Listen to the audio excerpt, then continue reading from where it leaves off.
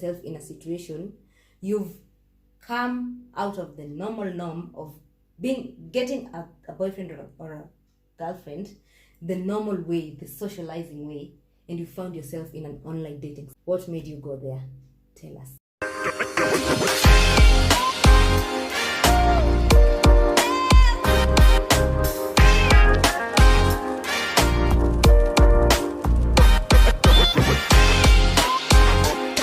Have you ever been in love?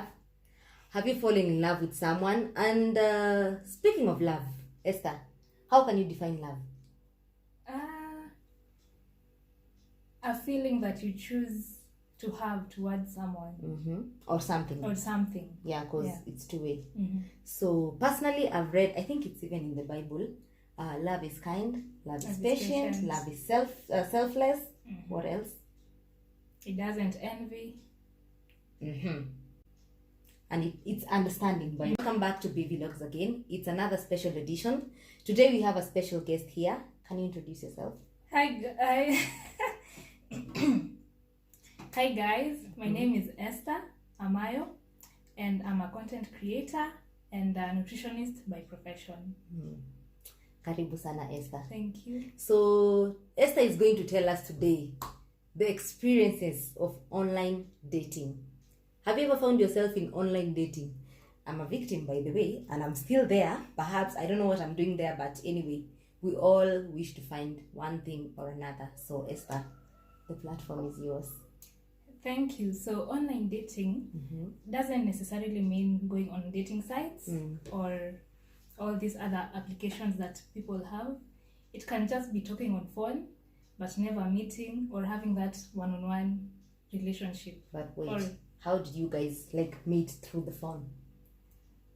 Meeting, it's one of those situations where maybe mtu anakuomba simu to call someone, and then this someone saves your number. Okay. Then you start communicating, you become friends and everything.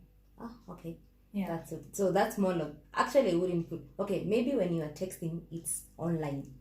But there's another platform also, the online dating platform, where you go, make a profile, blah, blah, blah, put your picture, and then you start scouting for the kind of men that you want, or maybe that you think you want. So your experience is not like you went to the site. It was not a site. It was not just site. on phone. Okay, continue. Yeah, so we met on phone. We actually started talking on phone since someone borrowed and called this person. So it was an on and off friendship. We used to talk. We became even close. We could share a lot together and everything. So years passed. Sometimes it could, someone disappears, you're not talking, and then reappears maybe months later or a year later, and then you're you still just continue holding talking on to the relationship. You have not started dating. Oh, you haven't you're started still dating? Just talking as friends. Okay. Yeah, then you realize this person actually wants to have a relationship with you. But then you as a person, or let me say me, I was like, I am never going to date someone I have never met. You've never met. But were you guys exchanging pictures? Now we will get to that. Okay. So we kept on talking. For that time we were talking. Years passed, 1, 2, 3, 4, 5 years. And I think in those 5 years, before we started dating, I could count maybe 2 pictures that he sent. And there's this situation, I don't know, it has happened to me also. It's like you're forcing someone to send you a picture because you've not seen that person and you really want to see who you're speaking to. Yeah. So was it like a force or was it like voluntary? At some point I wasn't into wanting to see the picture, but then with time, of course, you want to know who you're talking to. Exactly. So at some point he just decided, actually I'm surprised na kapicha. So he sends 1 or he sends 2, and then chill too, doesn't send. As for you as ladies, sometimes you're excited, maybe umeamka siku poa, umepiga picha, you want to send it to someone. So si unatuma tu. Actually, you are a very normal lady. Personally, I am a very strange person. I do not get excited to send someone a picture. Actually, a deal breaker for me. If you ask a picture from me, tunakosana. Rule number 1. Yeah. For me, kama ni strange, I will not send. But for this person, it's like I was also starting to develop feelings, and then you become so much close as friends. Now you want to share this or that. Yeah, I get you. Yeah, so I could send maybe once in a while, and of course he could go through maybe my Facebook and see my pictures. But for him, when you go to his Facebook or any site, you cannot see his pictures. Maybe ni memes ama ni inspiration or something like that. So you're not able to get the picture. So for me, I was like, I'm never gonna date this person if I've not seen. In fact, I even once told him, if you want us to date, let us meet so that we can know or see who we are dating. Okay, yeah, true. Yeah, but it really never came to pass because of that on and off. He could disappear and come back and everything. So I just let it go. So with time, he now came back. I think ni kama alikuwa amekuja back fully. Amekuja na full force. Amekuja na full force. Yeah, so we keep talking. Yourself, you're developing feelings, but you want to deny because utaki kujiweka kwa hii situation. You're dating someone you've not seen or met. Ama hata mja video call. Na utaki pia ku accept because pia hajasema bado. Hajasema hizi. So unajiwekea tu like wacha aseme ndio pia mimi nitasema. Yeah. Okay. So of course with time akasema, nikasema tu we shall see about that. Time passed. Mimi ni nani? Nikaingia box, nikajipata tu nimeingia. So in my mind I was like, now since we started dating, because at some point he was talking like, when we start dating, of course we're going to be meeting and doing all these things together. So I had hope. Okay. I had hope we're going to meet. So nikaingia relationship and now I was hopeful that tunaenda ku meet. But now we start talking month 1, month 2. Say ata I mention anything about meeting. Wow. And when you mention, it's like, chill too, I'm gonna give you a date. Mind you, kuna watu umelenga huku nje. Kuna watu umelenga. Mtu anakuambia Esther, when can we meet? You're like, oh no, I'll let you know. I'll let you know. Because you know you have someone special somewhere. But then again, that someone special hataki kukumit. So we continue dating, and with time, of course ningemuuliza kama tuna meet analeta story nini. So sikuwa nataka ku seem like I'm pushing things. Yeah. So unatulia tu uone venye kutaenda. So we continue dating, of course katikati mnakuwa na normal issues and everything. So you guys had issues and you had never met? We had never met. We could have issues ile mnaongea kwa simu, maybe anaongelesha vibaya. Wow. But una feel I've just done something niko good. Niko too normal, sijaongea vibaya. Ama maybe amekukasirisha, saa zingine unapanda moto kidogo.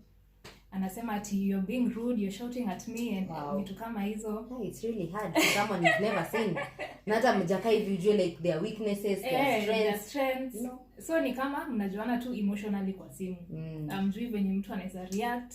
Like na pia unajua kwa simu unaweza act. Yeah, you can act by you cannot tell what this person actually if it's not a video call, it's a phone call, you can even put faces. You're like, wacha tumalizane. Yeah, unachorea tu your story. So we had issues, and then ilifika point he would want me to tell him when I'm going out. Wow. Tuseme kama I want to go to town tomorrow. Sile ati nimeamka nasema babe leo I'll be out naenda town. He'll be like, mbona kuniambia jana? Mbona unaniambia leo? Oh, so these things are usually impromptu. You never plan them. Yeah, you never plan them. So he's like, you're a lady, inafaa I be aware of where you are just in case anything happens and all. Nikasema, okay, fine. Okay, I don't usually understand these kinds of things. Like, is it a form of caring? Ama it's a form of like, is trying to like be protective. There's a difference between caring and being protective, So to him, he thought he was caring, but he was kind of protective. Yeah, he was kind of protective. Not even protective, overprotective. Overprotective. Yeah. Even I can give an example of, there was a time I was at home. So tumeongea asubuhi. Of course, I'm not going anywhere. Najua mi niko tu home. So this day my friend called me and she's like, can you come to Asiana? You know where Asiana? It's just next year. To Asiana to help me get something. So I left home. Nikaenda Asiana. It was around 6:30 in the evening. Now this day he decided to call, the normal call. Tulikuwa tumezoea. I think at some point kwa tumezoea tunapigiana kwa WhatsApp most of the time. Yeah. So this time aka call, the normal call. So in my mind I was like, kitu iliniambia usishike kwanza, uta call back ukirudi home. But then I was like, let me just pick up this call. So I picked the call up. Ni kama alisikia background kuna some noises and he's like, sasa kwani where are you? Nikamwambia nimetoka niko Asiana. I'm picking something then I go home. Ati mbona kuniambia umetoka bila kuniambia sasa ni saa ngapi? Wow. So when you breathe you're supposed to tell him. When you drink water you're supposed to tell him. I mean it's not bad to tell your loved one where you're going to go, but sometimes unajua vitu things happen. Like it's haraka the rush hour thing or something, you just find yourself umeenda like unajua utarudi. It's not like you're going to uendi kukaa. Exactly. So he gets mad. He's like, that is a whole resort. You're going there at this time. And I'm like, relax. I'm going home just now. So nikama alikasirika. So I just hang up. Nikasema I'll sort this thing out when I get back home. But then I felt like it's just too much, as in vitu kuanga will happen. It's not like I've gone even so far away from my house. And also it's not like you were planning something for me that imeku inconvenience me going there. So there were a lot of issues along the way, and sometimes when I used to mention about us meeting, he would be like, don't give love time, just let things flow the way they flow. And I'm like, okay, fine. They have been flowing. Like we've known each other for 5 years. We've started a relationship. What do you want to flow?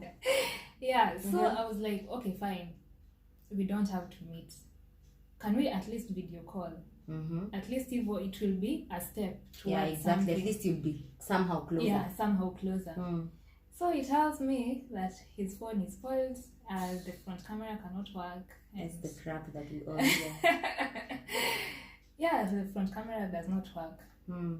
So in my head I'm like, atakama your front camera is not working, where you're staying you have people around you. You can borrow a phone. Exactly. You have a laptop. If you really want to like have this kind of conversation, unaweza jaribu. People do crazy things for love. That is not crazy. You have a laptop, you can at least try. But then when I used to mention these things, he's like, ni kama anaona I'm not understanding him. Wow. So I just let it slide. Now we just used to have very weird arguments, and even at some point I was feeling like, wait, am I the one who is doing something wrong in this relationship? Ama shida ni nini? So don't you think like the way you are describing this relationship, it's like you are the only one having the relationship alone? He was not present. I mean, he was there, protective voice or overprotectiveness, but he wasn't part and parcel of the relationship, because it's like you're the one who was striving to do things for him. Let me say I was the one who was striving for us to meet. Exactly. But this part of being emotionally available, he was there 100%. 100%. Okay. He would call, he would text and do all these things. Shida tu ilikuwa this meeting thing. So turudi kwa hii meeting thing. At some point when we had started dating, he got sick, and then it was a bit tricky too. At least tuseme tu alitumia hiyo kama excuse. It came as a perfect excuse. It came as a perfect excuse. But then I was like, when you're dating, you love someone and they get unwell, you really want to go and see them, be there for them. So I was like, hey babe, you're sick, let me come to see you. Nitumie pin, ama just, I don't know, just give me the direction. I'll come to you. I'll come and see you. Then it's like, I don't want you to see me like this. I'm at my weakest point. Wow. See, your weakest point is the time now you want your loved ones. Exactly. That's what I also even told him. Oh, that guy was so shitty. I'm at my weakest point. Yeah, and I don't want you to see me like this. And I'm like, in fact, that is the time I should be able to see you. Now imagine if I'm not seeing you at this time, then we meet, then you're at your weakest point, alafu siwezi handle. Exactly. It will be, ushako invested so much in this relationship, you'll feel more hurt if I leave. So this will be the perfect time. So akasema tu, no, I'm at my weakest, saki unione hivi. When I get better, you're gonna come see me. So it was like that. Sometimes his workmates, if at all the workmates, could go there and see him. Wananikuwa wananiambia ati this guy is like this and like this. And I'm like, what is wrong with you people? Why can't you just let me nipe direction nikamni muone? So even this people are telling me that maybe he just doesn't want you to see him like this and everything, and I'm like, okay, fine, you just then deal with him. So my biggest issue was this not meeting. At first it was not an issue, but then later on it started becoming an issue for me. And then I felt like he had this character of which maybe I was the one who was wrong, or is the one who was wrong, but I could try and tell him things, make him understand that, for a relationship to work, you need to meet and do all these things. But then he would feel like I'm being rude, I'm not letting him be the man in this relationship. Wow. And everything. That's a red flag. Yeah, seriously. Of course. It was a red flag, but then the way this guy is there for you emotionally, una feel mi napendwa ni venye tu maybe tu hakuna. So you see, that was a very good justification for you, a very good one.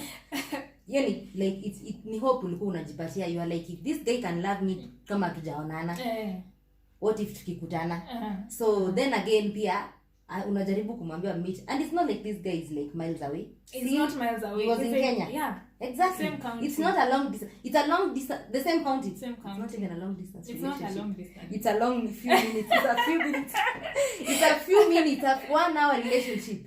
And this person doesn't want to come. Imagine there are people who are like miles away. They're in different countries. They talk na wanaambiana like one day we are going to meet, and by then they usually meet. Sasa this person huyu mwenye ako hapa few hours away, he doesn't want to meet. What do you think was the problem? Let me tell you, even up to today, I really don't know what the problem is, because I really tried to nilijaribu kufikiria what could be the problem. Hadi nikaanza kufikiria, is he even ama ako disabled, ndio maana hataki nimuone. Yeah, but those are the things hizo ni vile unafikirianga like the line in your mind. Yeah, what's wrong with this person? Nimeona picha mse tu ako sawa, akona, he has everything, ako fit. Ama hadi nikamuuliza, is it money issues that you don't want to come and see me? But even if it was money issues, I think a man can do anything to come see the person you love. Then it's like, no, it's not money issues. Nikamuuliza, are there any underlying issues? Ama you don't want me to meet your family? Ama what is the reason? It's like, he never really gave me a reason. So he never had any explanation why he doesn't want to meet you? No, there was no explanation. As far as I'm concerned, there was no explanation. Maybe this person had a girlfriend. Maybe and maybe the girlfriend was always around. Maybe hata walikuwa naishi naye pamoja. This is Nairobi, remember? Maybe they even staying together. But hata tukisema hivyo, then maybe, I don't know, if you can manage to have a girlfriend there with you and you are always calling me, you can call me, talk even up to 4 hours. How are you able to? You never know. Yeah, you never know. So at least you scrap anything out. So we continued, and ikafika point, I'm like, me, I'm giving this thing a timeline. If we don't meet by a certain time, let us just call this thing quits, cause me nifurahishi. Yeah, sure. Ainibambi.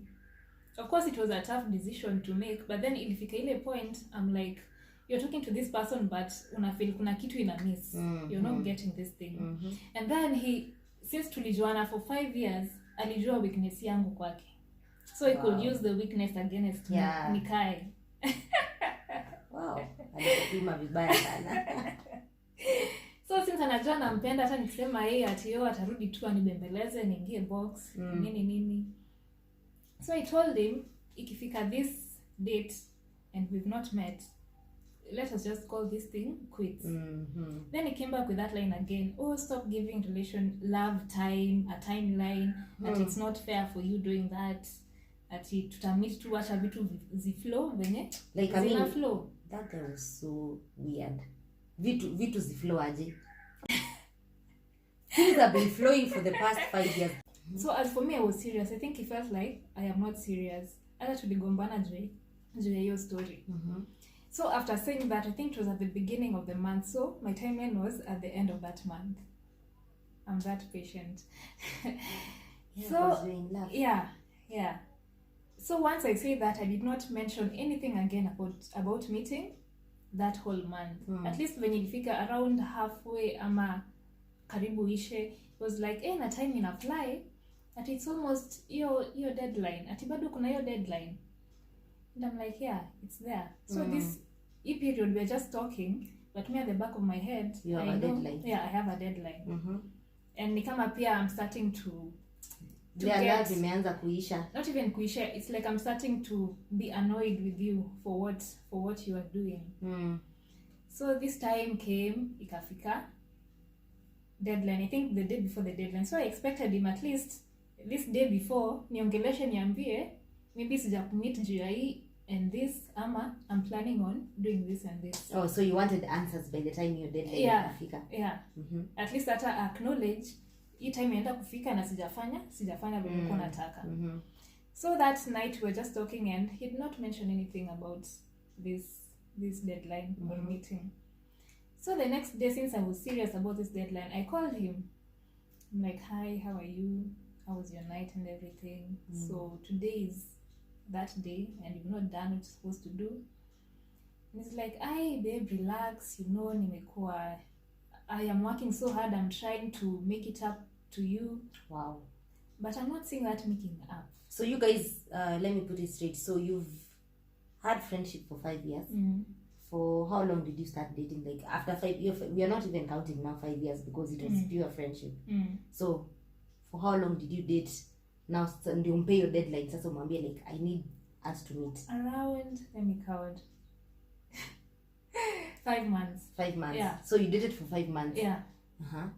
Your period between the starting and 5 months, of course we're talking about meeting. But now for me it now became an issue for me. Since as in it's been 5 months, you should have done something. Not even 5 months. Now count 5 years, 5 exactly, years, 5 months. That's exactly. a lot. That's a lot. Hata mngemeet as friends anyway. Yeah, so this day came and I called him and we had a really long talk. It was actually an argument.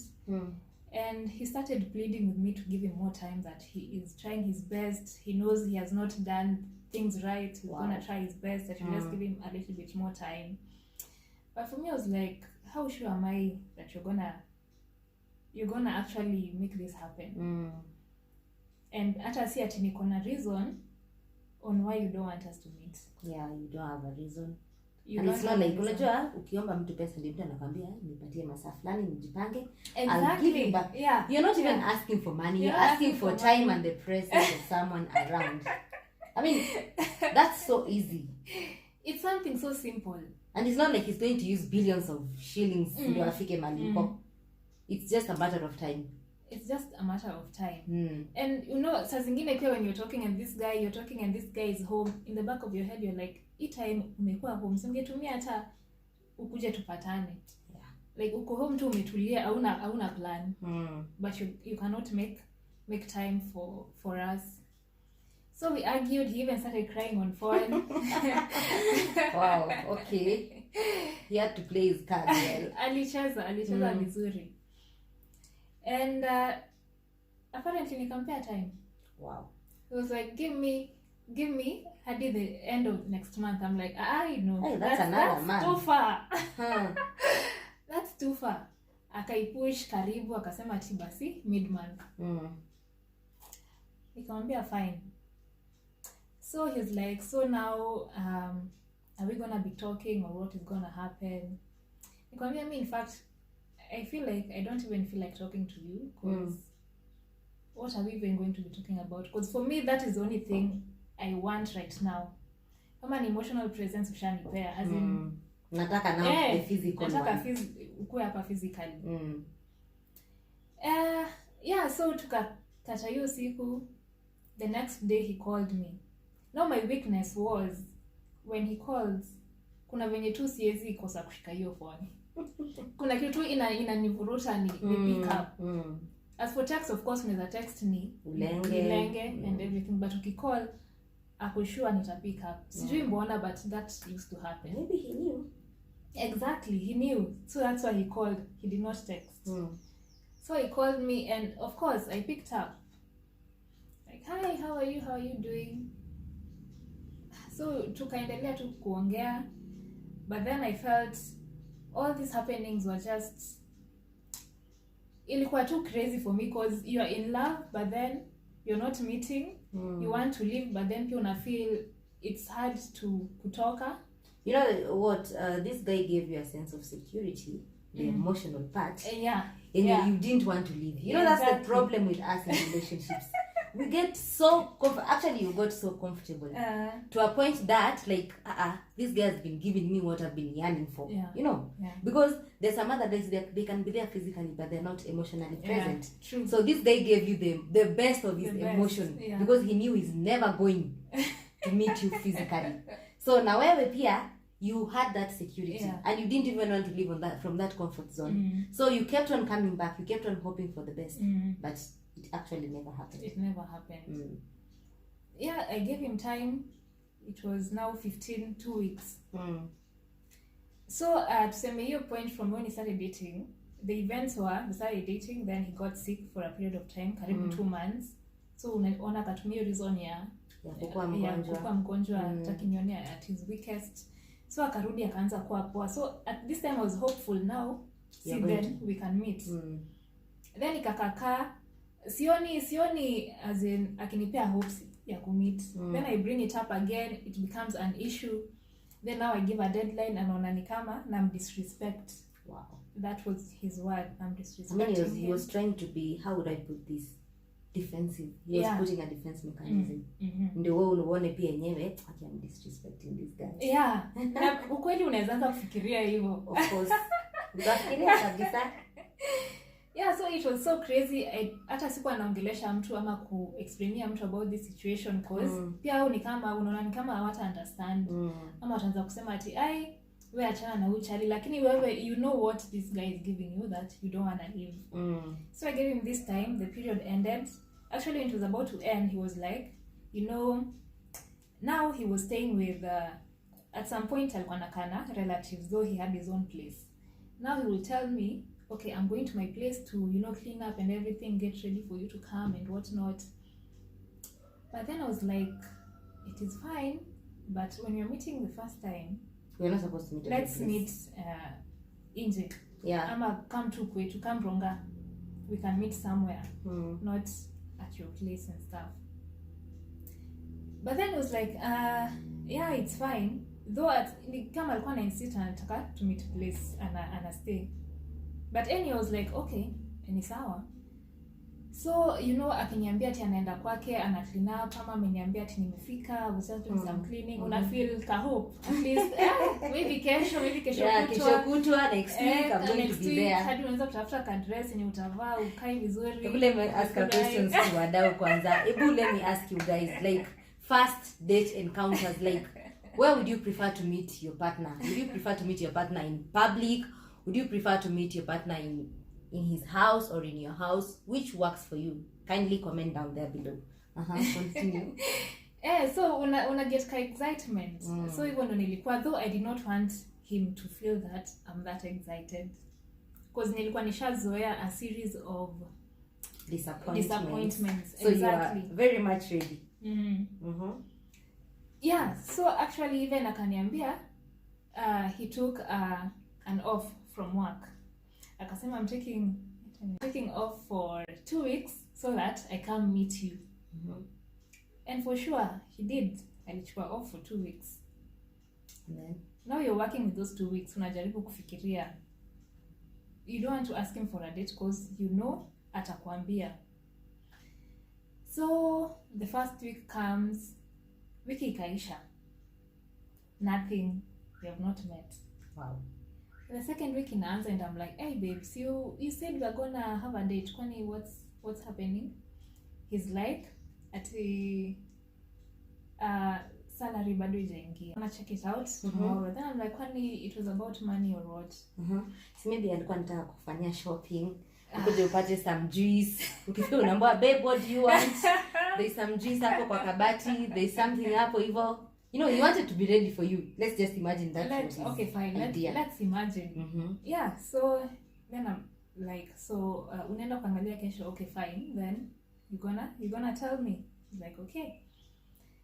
So I think the next day, maybe he did what he had to do. Then akaniambia, ati, now I'm gonna send you the pin by tomorrow evening. Okay, so that was very hopeful. That was, yeah, it was very hopeful. Nilikaa tu kwa simu na ngoja pin.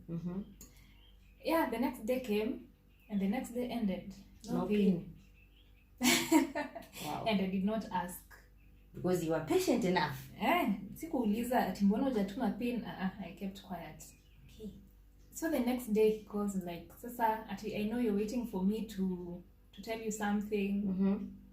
And I'm like, no, I'm not waiting for anything. Because if you know you're supposed to do this, why not do it? Mbona unajaribu kunipima akili? Yeah. It's not worth it. So I let it go.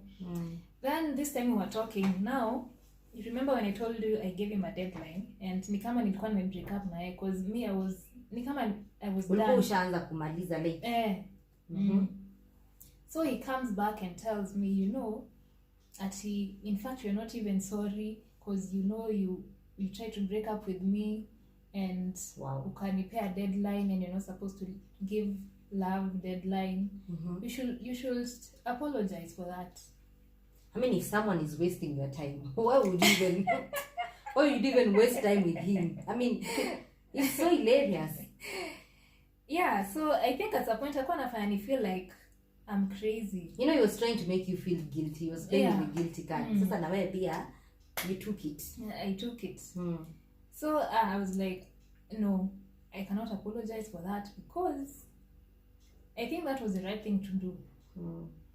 Yeah, akaona hapana, sio hivyo. Sasa akajaribu kureason hiyo story for his reason of not being in such a hurry to meet me, ati hata tukimit ati bado tu utani hurt. You're going to hurt me when we meet. Wow. And I'm like, you know what?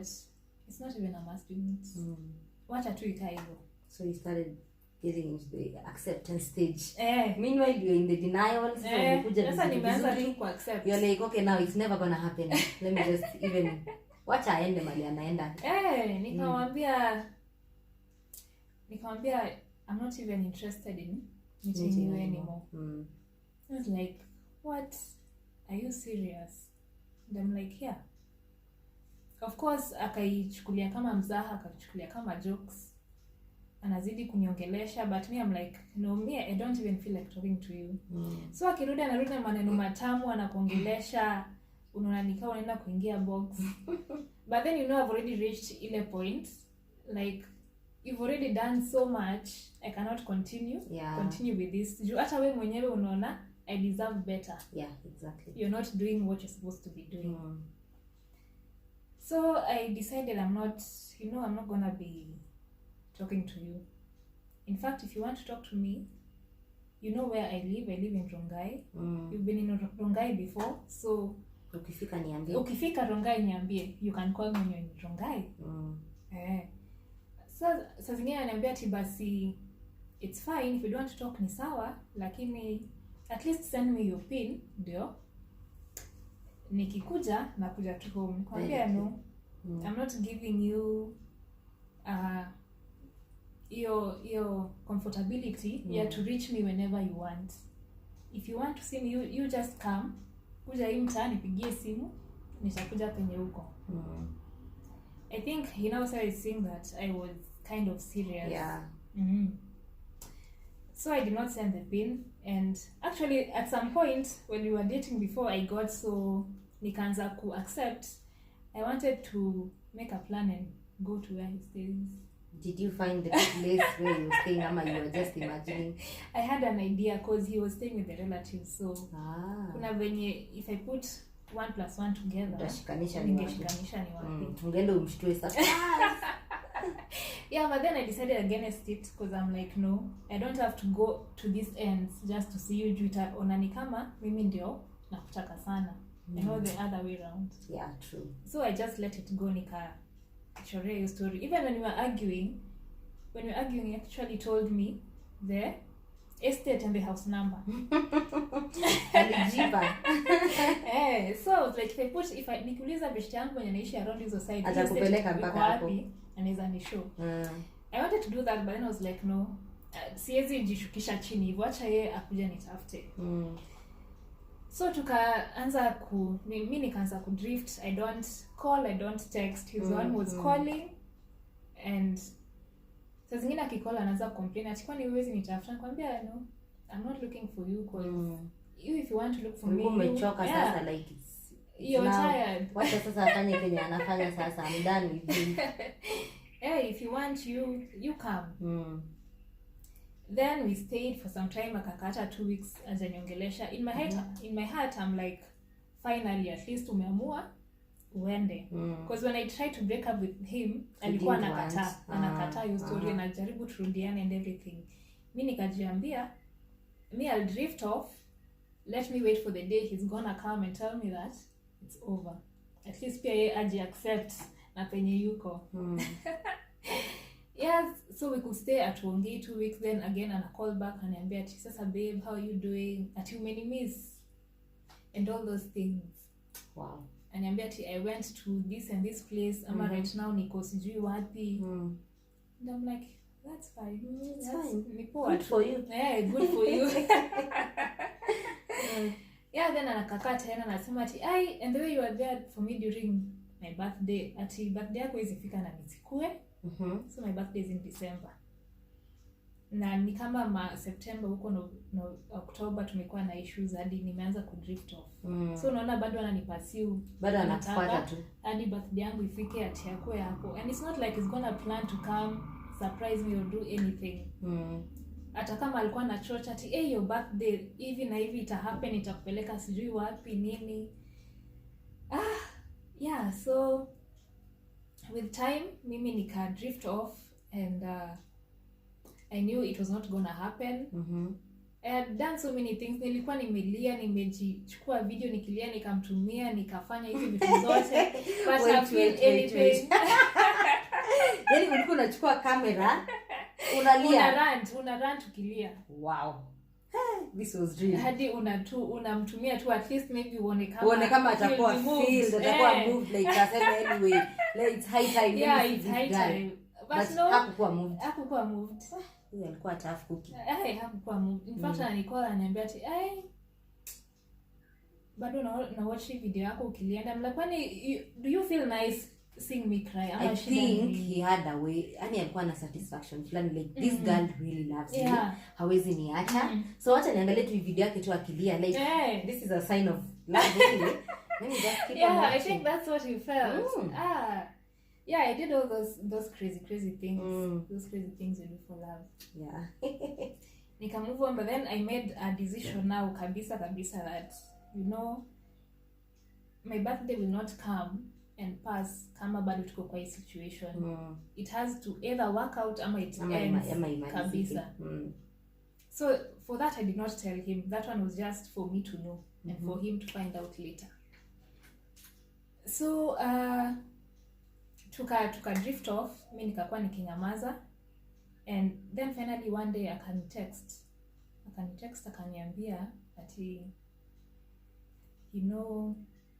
hata tukimit you're still gonna hurt me, so there's no point in meeting and making. Why was he even playing the victim all the time? Yeah, I don't know. There's no point in making this work and everything. So let's just call it quits. So okay, come to think of it, maybe he was like, he is the one who wanted to be the one. That those kind of people wanataka like, we mtu ata break up na mimi, I'm the one to do it. I'm the first one to do that. So before afanye, let me do it. So maybe that's the reason he wasn't ready to break up with you. It's like, let me give her time. Bisa nirudi sasa. So he told you, let's get it done. Yeah. Let's call it quits. So many nikasoma in my heart. In fact, I felt excited. Like, this is actually finally. So nikareply nikamwambia, thank you. So he called. Now you remember my weakness. Nikashika simu. Sijui hata nilikuwa na expect kusikia nini. But then I picked up. Like, so sawa poa. Niko sawa, and I'm like, hey, niko fit. Ati, so how are you doing? How is work and everything? And I'm like, what do you want? So you said we are calling this thing quits. Why are you coming back? Ati, sasa babe, hata unaweza ona naweza achana na wewe. Wow. Hey, this guy is not serious. And I'm like, imagine you're not serious. Just don't call me, don't text me. Wachana na mimi. So I think penye alikuwa kuwa na network or something, simu akasema ati, I will call you later. Nikamwambia, don't call me, alafu ikajikata. So I never reached out again. So ndio baadaye sasa ikikuja towards my birthday, did he call or did he text kuniambia I wanna wish you happy birthday and what not nini. I'm like, thank you. So ni kama anataka ku find out how I'm doing, who I'm with, and all these things. And I'm like, you've already done enough. You cannot continue doing this. And for me, I'm done. And in fact, I'm just, after we finish this call, I'm blocking you and I don't want to hear from you ever again. For me, I felt blocking was the only way I could be able to avoid picking up his calls and all of those things. But don't you think this issue of blocking, because me personally I do that all the time and I unblock, like I'm done with this person, I'm totally done with this person, I'm going, actually I don't even just block, I delete their number, I delete their pictures, I delete their messages, I block them, and then after like not even a day, 5 hours 5 hours is even a lot. I'm like, what am I even doing? Let me just put them back. Or maybe if you've bored me sana, I just do it for like 2 days. Yeah. And I'm like, let me just put him back. You call, I'll pick up. I'll even forget that we had issues. You had issues. I don't know what it's just shida inakwanga nini. You block someone, you unblock. You block someone, you unblock. I don't know. Now for me, I think sikuwa nisha block even after amefanya hizo vitu zote. Finish the whole thing. Yeah. Wow. And of course later on, sasa much later, kuna time niliona ametry kucall. Yeah, but then I never did anything about it. So I'm like, this chapter just needs to be closed. You deserve to move on and with new things. Do you think you're gonna try and have the same kind of relationship in your life like ever? If you're not meeting, if you're not video calling, no. It's done and done. We're not even trying. So yeah, guys, this is what now it's called online dating. And I didn't even know, by the way, like phone, never meeting is online dating. My opinion of online dating is going to the online site, looking for someone, blah, blah, blah, just the way he said, and you start a relationship from there. Personally, I've been in that situation. Trust me, they never work. People are there for different reasons, actually. It's true. It's good that however you never even tried going to an online dating platform. It's worse. For those who have tried, if you have ever tried, comment down there below. Tell us your experience, how it was. Ama, you have tried Esther's experience of online dating, like not going to the site, but just talking through the phone for a period of 4 years, 3 years, whatsoever. Just tell us your experience down there below. And by the way, guys, love is not a joke. Love is not something to be played about. So if you love someone, meet the person. If you don't love him, just stop wasting time. Yeah. It's not a matter of cat and mouse playing here. This is something that someone is investing their emotion. Someone can even get depressed to a point that, you know, it's really hard to contemplate on these things. So guys, if you're doing online dating or you're trying to do online dating, Esther's experience is a good startup for you. So guys, hope we're going to share more with you.